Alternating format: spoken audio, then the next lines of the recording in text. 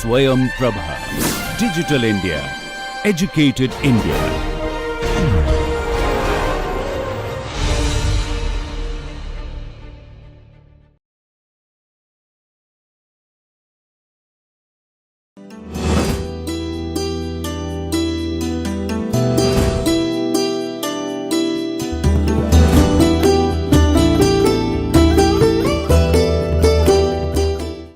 Welcome viewers, welcome back to this NPTEL course on Education for Sustainable Development.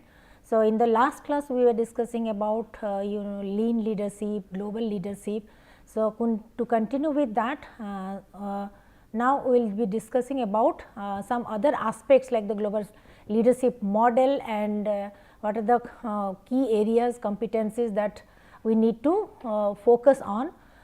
With regard to other types of leadership, now we will discuss it. Now, as you can see, this is a Cambridge sustainability leadership model. That means, Cambridge University has developed such a model, this model about how the leadership should be nurtured, leadership should be how the leadership should be developed, how it should serve others, how the leaders should also groom, nurture the junior leaders, young leaders. So, this is all about this Cambridge sustainable leadership model. Now, here we can see, as you can see, first is that context. For any leader to be sustainable, to be global, to be transformational, to be effective. So, it needs a particular kind of context. So, context that can be, you can say that external context and the internal context. Yes, of course, external context, that is the ecological, environmental, financial, that is the economic related things, then the political environment of the organizational context, then the cultural aspects, in which country and cultural context or community it is established, community people, that is the neighborhood people or community people's interaction. So, these are the external factors, you can say. So, these are the external factors that determines the leadership context or the environment. Now, for the internal factors, internal environment, internal context, we can see within the organization what are the things, like the type of industry it is, what in which sector, whether it is service sector, manufacturing sector, IT sector, in which sector the organization is, then organizational reach. Reach, that means how accessible the organization is, what is the transport communication facilities, the location, the operational modes, flexibility. So, organizational reach, how easily the organizational things can be accessed. Then the organizational culture within the organization, what is the type of work culture, what is the type of working relationship, the employee-employer relationship, the structure, or even the organizational structure also, how hierarchical or the horizontal the type of organizational structure is, the communication patterns, the teams, how the teams have been formed, the operational processes, the mechanisms, everything that comes under the organizational culture, that how the organization functions within the context, within its own context, internal context. Then organization, then governance structure, again primarily depends on the type of the organization, whether it is a highly structured bureaucratic form of power driven kind of organizational structure. Accordingly, the governance will be like that, or the power distribution will be like that. So, the more flatter the organization is, the more democratic it is. So, the governance primarily depends on the organizational structure and its internal factors. Similarly, the leadership role, what type of leadership may be that there is the CEO or chief executive officer or the chief finance officer who is the topmost leader, and then how it has been, the leadership role has been divided, distributed, like according to the departments, units, different teams, different projects. So, how the sub leadership roles have also been distributed. So, what are the different types of leadership roles? Their hierarchies, their structures, their position in the organizational structure, and their rules, regulations, their power distribution, their responsibilities, and you can say the work related laws, rules, regulations, even the delegation of duties and responsibilities, everything that determines. So, these are all internal factors of the organizational context of the organizations, which also determines the leadership quality, leadership type, and the external factors like the other external stakeholders, like the political stakeholders who are directly or indirectly engaged with the organization, community people, its cultural background, its financial resources or economic stakeholders, and ecological context, ecological or environmental context. Okay. So, this is the leadership context. Similarly, now in case of the individual leader, who is the leader, what are the required, what are the desirable traits, styles, skills and knowledge. We have already discussed again and again these things. Traits, type of traits, maybe he should be very morally driven, ethical, he should be a systems thinker, like he should have the holistic perspective, he should be an open minded, he should be very much empathetic, he should be very much, you can say, visionary leader, courageous leader, risk taking abilities he must possess. So, these are some of the personality traits and attributes the leader should possess or develop. Okay. Second is the styles of leadership. Styles, that means in which way he functions, he acts, he behaves, he functions, that is the styles of leadership, whether he is inclusive, that means he takes into account all the members, team members, and his attitude is more including the people in the mainstream. So, he is primarily trying to develop an inclusive group. So, where everybody can be included and everybody can contribute in their own way. Visionary, that means he has the far distance, long term future goals, objectives. So, he is a very visionary leader. His goals, targets, ambitions are very high, and he himself is a creative. He wants to innovate, create something new, something unique, something different. So, he is very open minded, very he can be the change catalyst. Similarly, altruistic, he is very much altruistic, like very much careful careful for sustainable use of resources, without wasting, without thing, and that is he is very altruistic towards others, towards the resources, and he is very radical. That means he is so open minded that he can take any change, radical change, innovative change in the company if he thinks that it is very much profitable, very much sustainable, and very much helpful for the both the organization as well as the stakeholders. Okay. Now, the skills, yes, skills is primarily regarding to the managing the complexity, difficulties, or facing the challenges.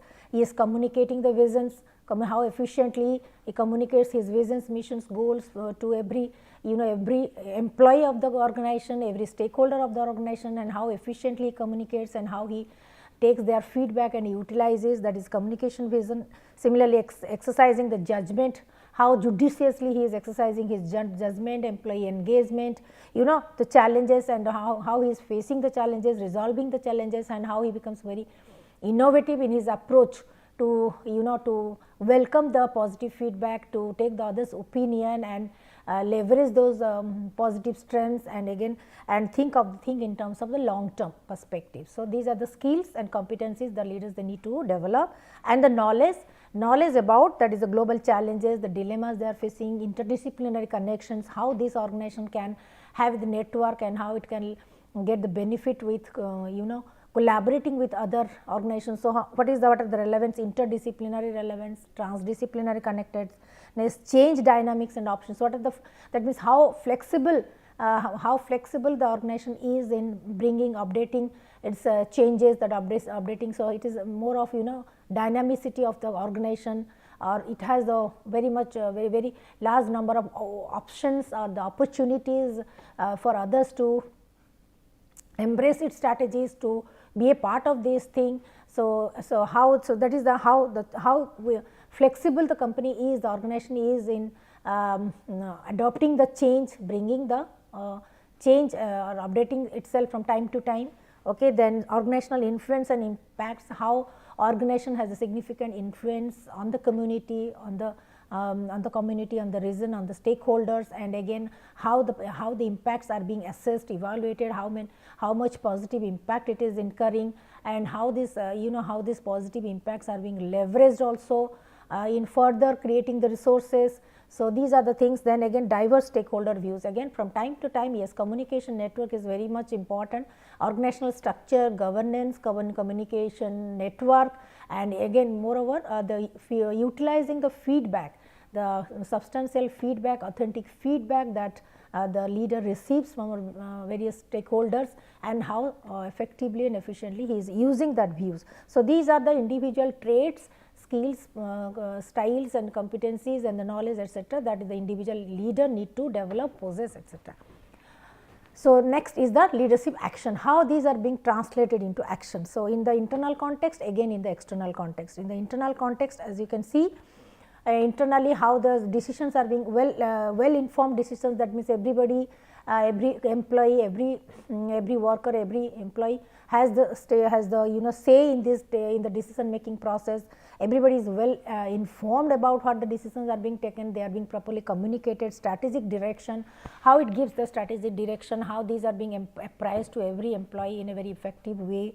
Then management incentives from time to time for human resource management, especially for human resource management, how the incentives, privileges, perks are being given, acknowledgements are being given to the employees from time to motivate them, and how other resources are being sustainably used. Then performance accountability, how this accountability and transparency, these are very key words for organizational effectiveness. How the performance, each and every individual employee's performance, even if he is a leader, his performance is accountable.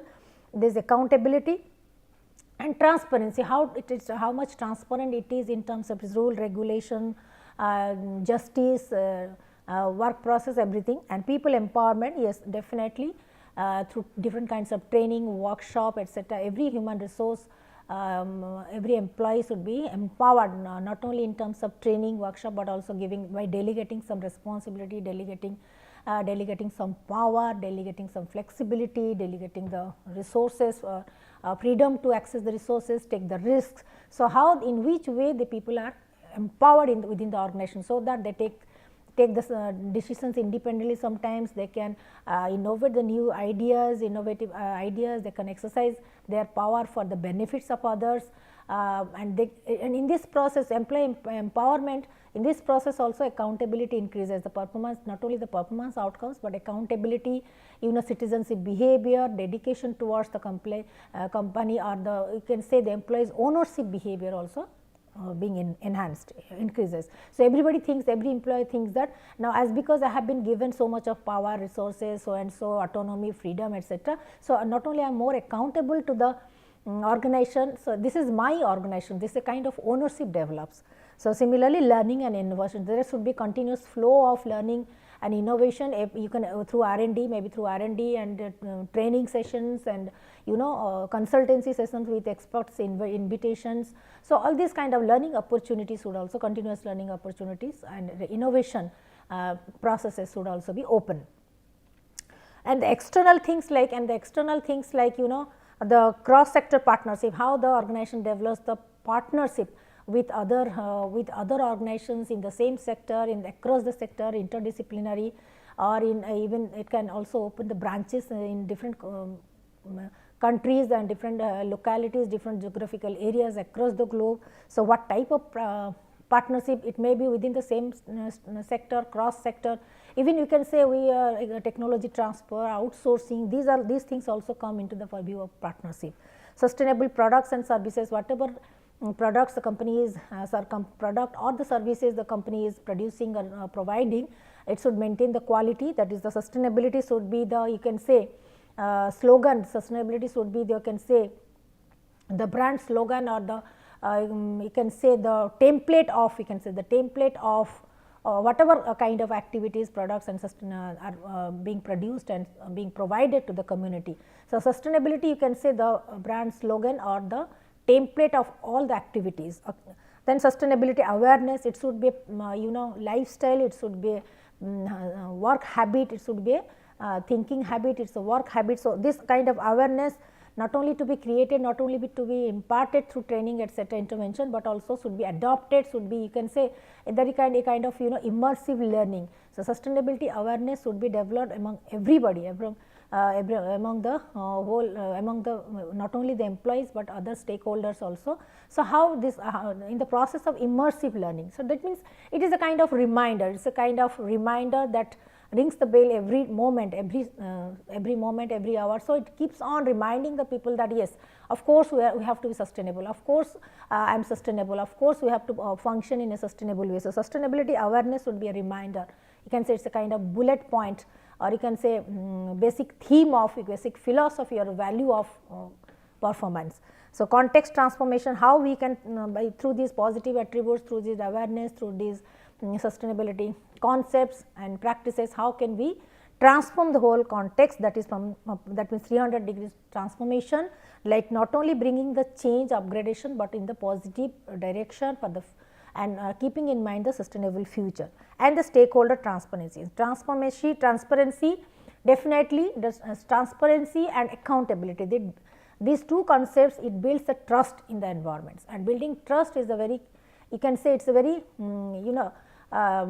very, you can say subconscious process, is a kind of very innate kind of concept, but which should be that means it is an indirect concept which we cannot say it is very much explicit, but it has to be predicted, assumed from the transparency, the accountability and the dedication that the stakeholders and the employees they practice. So, the transparency, stakeholders transparency, accountability and dedication or citizenship behavior, these three are the, you can say, key concept which determines the inherent work culture of that place.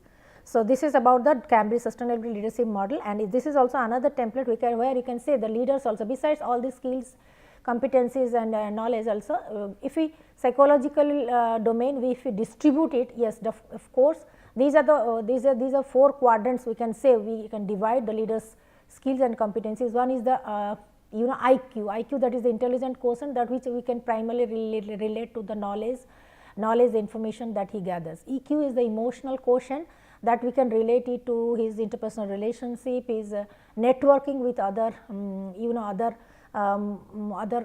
partners, and then social awareness, relationships, then the self management, self awareness, and engagement with the stakeholders, engagement with the employees. So, how empathetic and passionate, and you can say how much intrinsically motivated he is towards his work and grooming others and nurturing others and the development of the organizations. So, that is the emotional quotient, and this one is the ethical question, that is how, that means his integrity, that means his personality integrity in terms of his honesty, in terms of his accountability, in terms of its characteristics, in terms of its professionalism, in terms of building trust, bringing transparency, bringing justice. So, these are the ethical question, and another is the narrative intelligence. Like narrative is the how clearly, that is it primarily deals with the communication part, how clearly he spells out how articulative he is, how honest he is, how authentic he is, how how empowering he is in narrating every details, pricing every details to all the employees and the stakeholders. That is the narrative intelligence, he has to explain. So, he primarily deals with the communication. So, these are the different types of an intelligence. IQ intelligence, it primarily is required to intelligence in decision making, critical thinking, taking the and managing the risk, all these kind of cognitive or intellectual components that leader is primarily dealing with.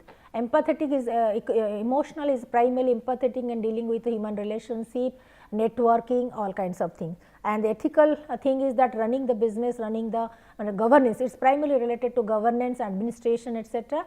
And narrative intelligence is primarily related to communication, awareness, information dissemination, all these things. Now, as we can say, now we will go to step into the developing global leadership traits. We have already discussed some aspects of the global leadership. Now, to take for example, take some of the examples of like this that means Bill Gates to Ratan Tata to Saurav Ganguly, how global leader they have become and what are their common features. That is just for an example. So, here in Maxwell also in 2018 identifies that there are 5 levels of leadership. So, what are these 5 levels? Yes, they are like the steps, that is the sequence, that is the hierarchy of like leadership. That is in level 1 we can say people follow because they have to, because you are the leader, as because you are the leader you have become the leader and by virtue of being the senior or promotion or organizational structure, whatever, as because you are the leader, so people have to obey you.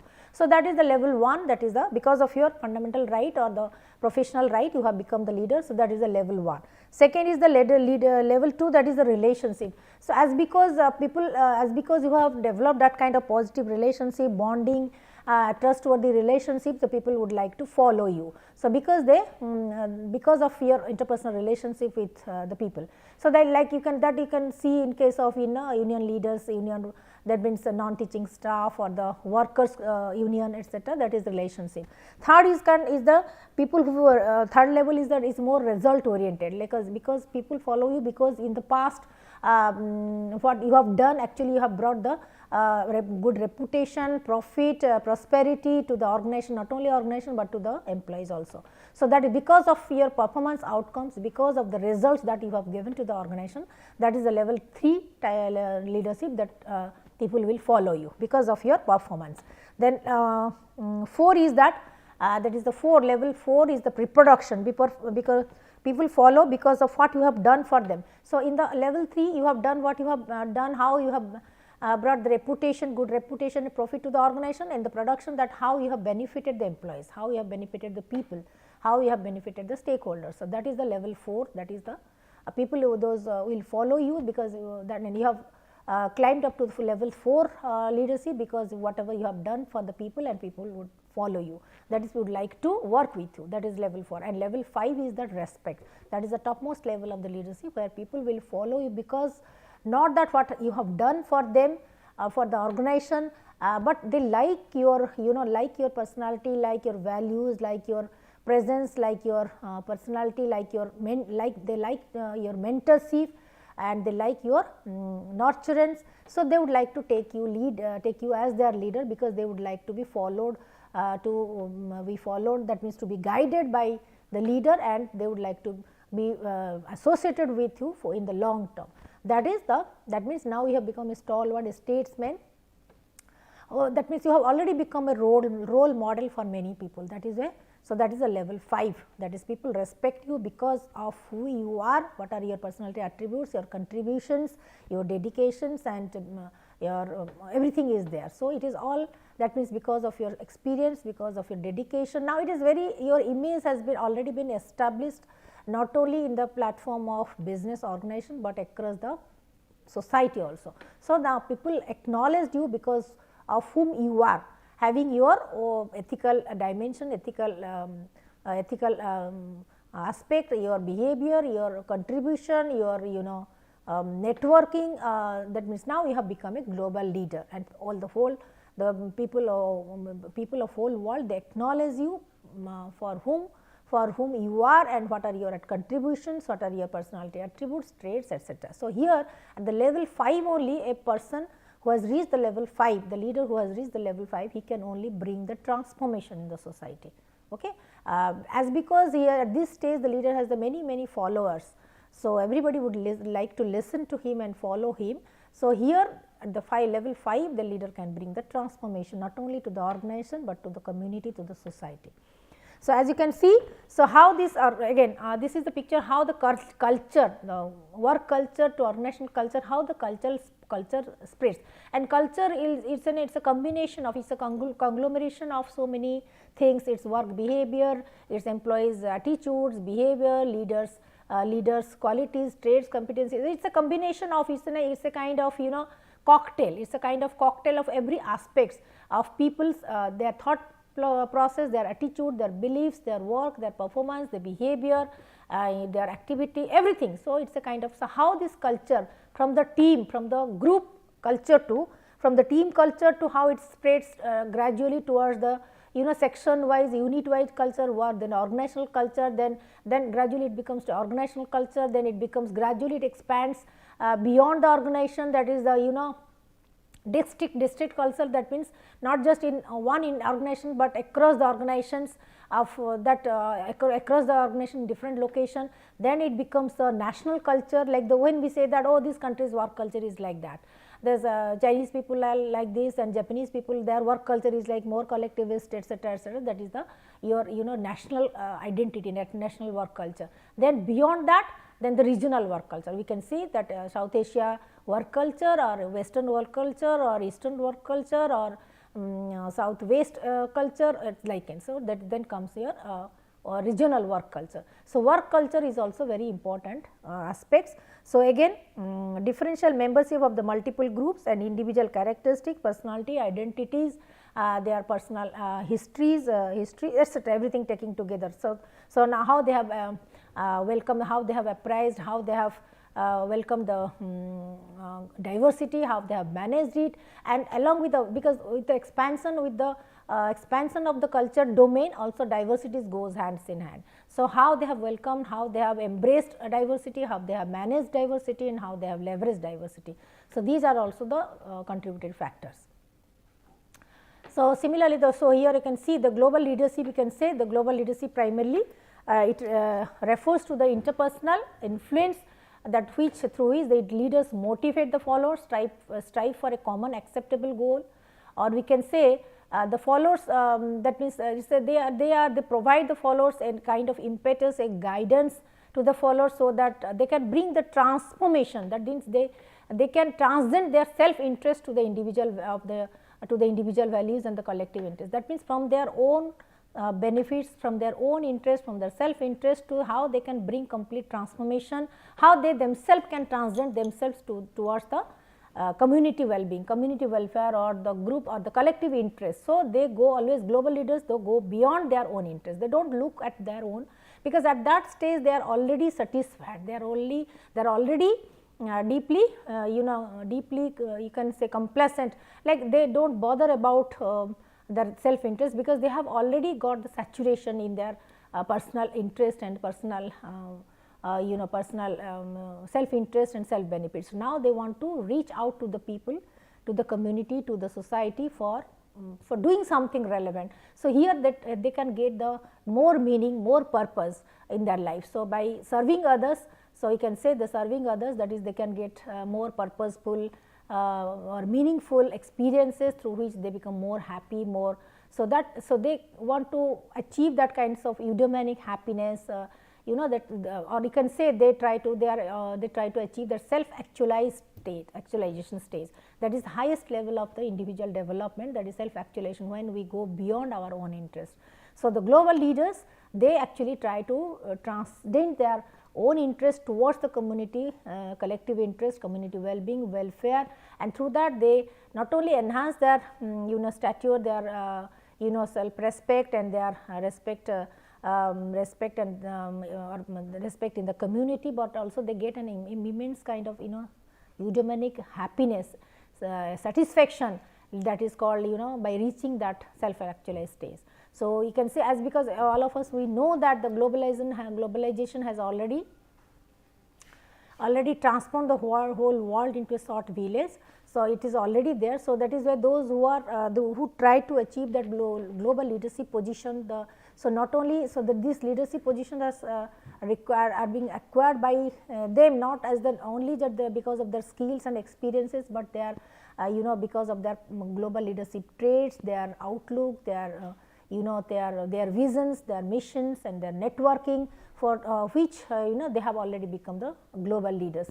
So here we can say Steve Jobs, we can take the example of Steve Jobs and this Pepsi Cola Indra Pepsi Cola leader, we can say they go beyond their community, their region, their country, but they just try to approach, try to reach to the global citizens. So not only they developed the global leadership traits, but also they are they expand their skills, competencies, and service orientation towards the world.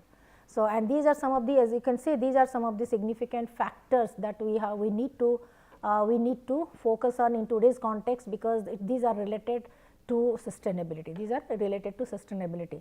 So now as you can see, these are some of the so every individual, so in this sustainability framework, every individual can be an enabler. So here in both the contributions are the individual contributions and the organizational contributors. So if we map it in the framework, sustainability framework, we can see that in the individual enablers, how that means the individuals perceive support, then his sustainability knowledge, perceived control, responsibility for sustainability, beliefs about sustainability, then adopting sustainability habits of mind, sustainable lifestyle, consumption style. These are the individual factors, enabling factors towards sustainability, and these are all you can say the organizational factors starting from strategic commitment, again sustainable leadership, how the leaders are committed towards the sustainability, then activities embedded in the sustainability, then academic activities, organizational activities, operational activities, the job responsibilities,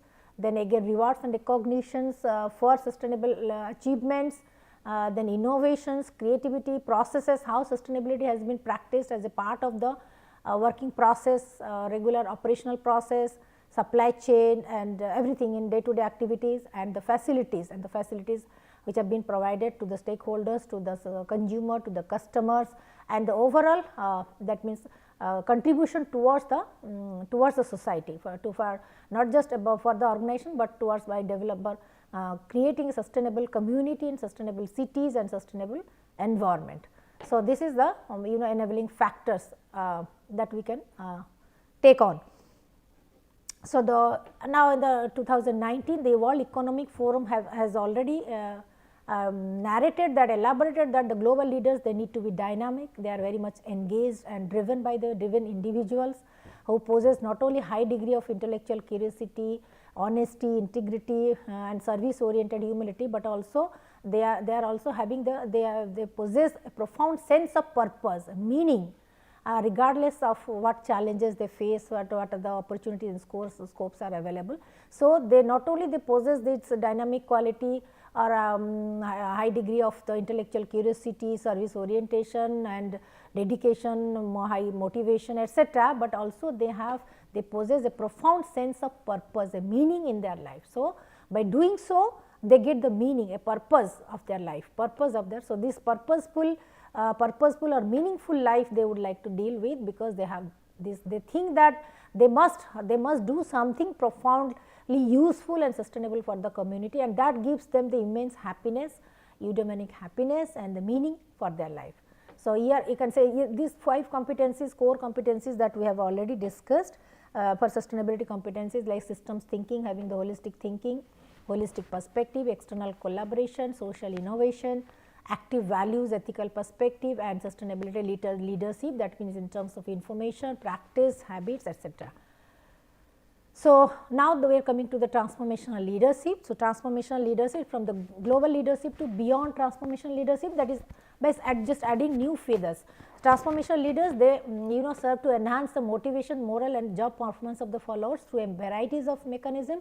They just not just try to achieve the organization's vision, mission, goals and establish themselves as the global leaders for the global development, etc., but they try to bring the 300-degree positive transformations with not only within the organization, but in case of the employees also. They try to become the global role model of the followers. So, it is taking the keen interest in grooming individual employees as well as the whole organizations. Okay. So, they try to inspire, they raise their interest in projects challenging the powers to take the greater ownership of their work, to to understand the each and every individual follower's needs as qualities, strengths, weaknesses. So, and the leaders also they align the followers with the task and they enhance their performance, they groom them, they nurture them, they understand their qualities. So, being the transformational leader, they not just try to bring that means reputation, brand name or the vision, missions of the organizations across the globe, across the global context, but also they try to groom and nurture each and every individual employee. So, here we can say the transformational leader also nurtures and the grooms the the successors. So, they have a very good successive plan like the nurturing, grooming, training the future leaders of the organization. So, they go beyond the task, beyond the time limit, but also they just look forward in for the next 100 years or 200 years of the organization's future. So, not just about the sustainability of the resources and the service, etc., but also they would like to have a very clear vision or secured position, sustainable position of the organizations by handing over the charges and responsibility to the next generation leaders. Sometimes you might have observed in some of the organizations the senior leaders, they voluntarily step down to give the chances to the young leaders, to the junior leaders, and sometimes within. So, this leadership development is also, it happens within the organizations. So, within the organization, big organizations, multinational organizations, global organizations, they that means it becomes, they becomes very more, you can say their outlook is so compassionate, they are very compassionate, and they just not just self actualized people, they not just very much compassionate and outgoing and visionary leaders, they also very much, you can say, kinds of they very much they were very good mentors, they are very good mentors or the gurus, or you can say, to groom. So, they get immense satisfaction, they just do not take it as their responsibility, but they love to groom, nurture the future leaders, like kind of through as if they want to establish themselves like the Gurukul leaders, like grooming others, nurturing others, and next generation leaders, not just one generation, but different generations, that is according. So, leadership, in-house leadership trainings are also important factors. So, here transformational leadership, as you can say, they just want the complete transformation, positive transformation within the organization, not in case of the organizational operation functions, products and services, etc., but also in case of the in case of the employees within the stakeholders also. Stakeholders, sometimes some volunteer training programs, even the community people also they give training, skill development programs, etc. So, at different level they try to nurture the people. So, that is their inspirational motivation is one dimension, how through their encouragement, through their inspirations, people are being motivated, how they are being successful in motivating others. That inspirational motivation is their affective domain attribute significant. Then intellectual stimulation, how they can stimulate others, they can intellectually stimulate others, create that kind of curiosity for knowledge, for updating the technology, everything. So, how they can create this intellectual curiosity among the others. Again, individualized consideration, how they give the priorities to individual needs, aspirations, strengths and weaknesses of each and every individual employee, stakeholder. So, that means here you can say they customize everything towards the towards each and every individual mentee or individual member, or you can say employee. Then idealized influence. So, overall the ethical values and standards. So, idealized, you can say the philosophical, the ideological, the ethical influence they exercise. So, these are the 4 dimensions that we can divide, but the ultimate goal is that transformational leaders, they want to bring the transformation 300 degrees, 60-degree transformation, not just to the organization, organizational reputation across the globe, but each and every individual employee and the stakeholder, they want to groom it, they want to groom and nurture them. So, as you can see, again, but before that also one more important thing is that the leaders before becoming the transformational leader, they need to be transformed individuals. So, they need to be transformed individuals. So, that can happen not just to the leaders, but every individual employee, member, person and the community can also try to transform himself. So, you can say how can we transform ourselves, how to that means the self transformed individuals. So, need for, so here these are the some of the examples, like we can say Gandhi, Netaji, Mother Teresa and Vivekananda, all of them, they are transformed individuals. They have achieved on their own through effort, through dedication, through experience, through mentoring. So, how every individual should make effort to transform himself, like this self actualized great leaders, self actualized statesmen like this. So, transformed individuals are characterized by these following attributes, like if we make effort to transform ourselves by developing certain habits, certain positive attributes, then every individual can be a transformed individual. So, for this you can say we need more efficient perception of reality, how practical we are. These are the things we need to practice and develop. Acceptance self and others without criticizing, without being judgmental, how honestly we accept ourselves as well as others and try to develop our skills, spontaneity, simplicity, naturalness, problem centered instead of criticizing everybody or situation or context, how we can focus on the problems and try to seek the solutions, autonomy, freedom, etc. Definitely continued freshness of appreciation, mutual appreciation, reciprocation, interpersonal relationship is the, you can say, base foundation, being empathetic, community feeling, social interest, going beyond our own interest, being more you can say being democratic, developing the democratic characteristic structure. You can say discrimination between means and ends, how that means how to be very bring clarity in understanding in solutions in terms of developing our metacognitive, metacognitive skills to identify difference, which are the means, which are the ends, which are the strategies, how to verify the strategic decision makings, its cost effectiveness, etc. So, we can say these are the attributes that we need to develop. So, see, these are some transforming self and others, as you can see, able to work for every individual would be able to work in his full potential, overcoming all kinds of constraints. Their motivation is very, their empathetic components, their affective components, their motivational components are very high, and they identify that that means in the process, this process of transformation, you can say transformative process is that it's a kind of continuous learning. So, they need to identify, accept all the flows of working on it, etc. And they, so every individual would become a self actualized person, transformed person. So, to not only to work effectively in the organization, but in the across the, that means across the society, across the community. So, you can say that he can bring the self transcendence, not only brings transformation within himself, gradually, slowly he can also bring transformation in the community, in the society, and towards the global village.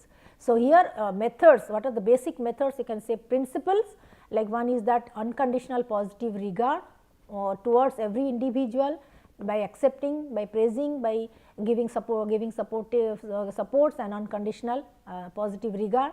Empathetic sensing, as definitely you have to be, that means the leader himself, the individual himself have to be very empathetic, very conscientious, and very, you can say, empathetic in understanding, and not only giving the positive self transformation, but also try to groom and nurture others. Mindfulness, yes, mindfulness practices, trainings, habits to be developed. That means every individual, instead of grooming, instead of grumbling about the lack of resources or the past or so and so, etc., how this would be very mindful regarding, and focus their attention on the present, towards the present, acknowledging the and accepting the present conditions, and how they can focus on their feeling, thinking, and behavior, and try to resolve the issues and achieve the goals. So, mindfulness, it is a kind of rigorous training, continuous training can be given, and it can be included in the HR practices. So, practices similarly like stress, that means stress management skills and competencies, soft skill training, along with that mindfulness, and yes, of course, we can also use some of the yoga practices, therapeutic practices, counseling practices, etc., for de-stressing ourselves, but mindfulness towards the positive growth of the individual. Reflective thinking and metacognition, these are the regular practices, these are the individual skills, professional skills that need to develop, every individual need to develop, so that we can bring the positive changes within ourselves.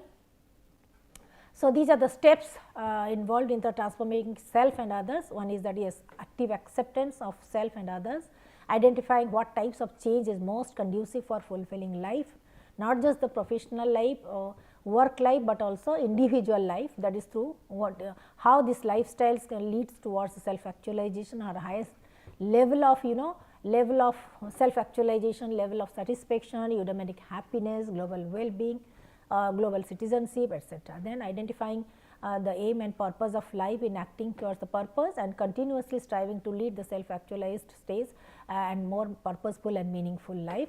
Sometimes also we try to go beyond self actualization, that is the transcendental, when we think of life beyond this life, beyond this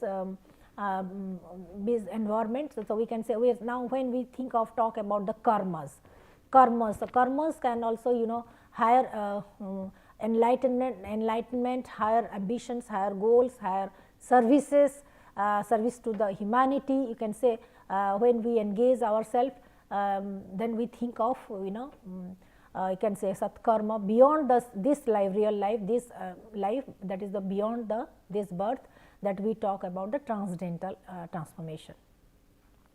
So, these are the same thing, this has been being clarified, ways of thinking. These are the thinking that is from time to time we have discussed systems thinking, critical thinking, strategic thinking, that is something we need to practice.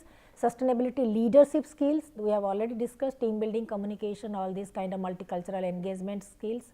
And the capacities like we need to develop the capacity build through, and we need to nurture this capacity, develop this capacity among the different stakeholders through then like capacity of creativity, empathetic listening, empathetic problem solving, then self reflection, personal dedication, development, energy, renewing our own energy, all kinds of things. And this is, you can say, how the team can function in a very cohesive, even how to manage the larger teams. So, when the team size is large, how to manage it, how to bring transformation, that is also a challenge. And you can say here the sustainable business, when you focus on the sustainable business, these are the 4 quadrants: integrity, safety, environment, responsibility. And these are the activities: performance delivery of the related to quality, reliability, risk management, responsibility, the control of the waste management, responsibility towards the sustainability, sustainable regulation, sustainable consumption, environmental sustainability, conservation of resources, and the development and improvement of the values, training and human resource. Okay. So, as we can see, these are the 5 key areas, you can say, 5 around the human resource key areas, which are very much relevant to the work life balance, to the organizational well-being, community well-being. These are the resources: air, energy, land, water, as well as the materials. As you can say here, you can see these are the operational, strategies, these are organizational strategies, and these are the commercial. Operational, you can say, we have to think of the environmental management, resource efficiency, optimization, zero carbon footprint, etc. That is operational.